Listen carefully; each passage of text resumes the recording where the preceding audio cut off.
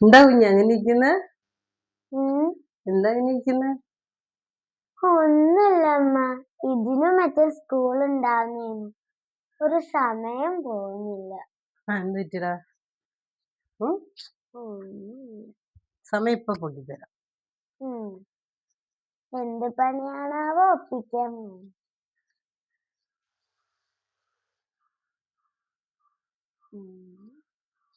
ന്നാ, ഇതെന്താ അമ്മേ?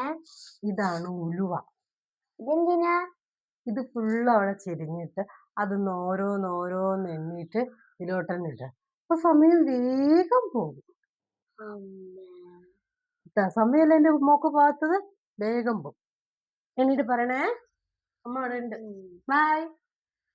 കടിക്കാത്ത പട്ടിക്ക് വായില് കോലിട്ട് വെറുതെ പണി വാങ്ങും.